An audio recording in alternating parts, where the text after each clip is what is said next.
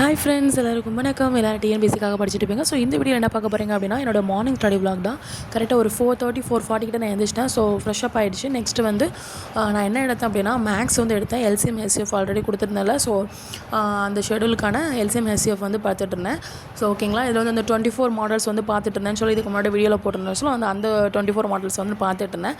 So அதுக்கப்புறம் இன்னொரு சம்பவம் நடந்துச்சு. அது என்ன சம்பவம்னா, அதாவது நம்மளுடைய செல்ஃப் இருக்குல்ல, அந்த செல்ஃபில் இருந்து விழுந்துட்டேன். ரெண்டாவது செல்ஃபில் வந்து மேலேருந்து ரெண்டாவது செல்ஃபில் வந்து விழுந்துட்டேன். ஸோ அதனால் பேக் பெயின்ஸ் ரொம்ப பேக் பெயினாக இருக்குது.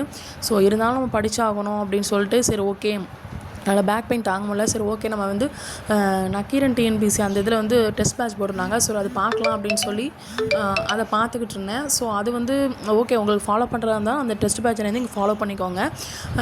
பட் எனக்கு வந்து எப்படின்னா, ஹவுஸ் ஒய்ஃப் அப்படிங்கிறனால ஸோ நம்மளோட இதை வந்து அந்த வேகத்துலேயும் போக முடியாது, அந்த இடத்துல ரொம்ப ஸ்லோவாகவும் போக முடியாது. நமக்குன்னு ஒரு ஷெடியூல் இருக்குல்ல, அந்த இதை ஃபாலோ பண்ணிட்டு போனால் நம்ம கரெக்டாக அப்படியே பேலன்ஸ் பண்ணி போயிடலாம்.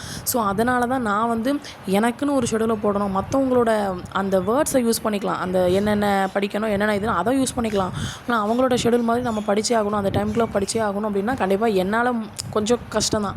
ஏன்னா ஃபேமிலி இது எல்லாத்தையும் பார்க்கணும். ஸோ அதனால் கொஞ்சம் இதை மட்டும் பார்த்துட்டேன். ஸோ அதுக்கப்புறம் என்ன பண்ணோம்னா, ஒரு மார்னிங் வந்து வீட்டு ஒர்க்லாம் முடிச்சுட்டு அதுக்கப்புறம் சேர்த்தெழுதுக பிரித்தெழுதுக இருக்குல்ல, அதில் வந்து ஒரு சில இது வந்து கொஞ்சம் வித்தியாசமாக இருக்குது சேர்த்தெழுதுக பிரித்தெழுதுக. ஸோ அதனால் சரி உங்ககிட்ட எழுதி அதை காமிச்சிடலாமே அப்படின்னு சொல்லி உங்களுக்கு எழுதி காமிச்சிருக்கேன். ஸோ இதை வந்து ஒரு தடவை பார்த்துக்கோங்க சரிங்களா. இது வந்து 11th 12th அதுக்கப்புறம் 6th to 10th உள்ள சேர்த்தெழுதுக பிரித்தெழுதுக உங்களால் போட முடியாது அப்படிங்கிற பட்சத்தில் இருக்கக்கூடியது. ஓகேங்களா.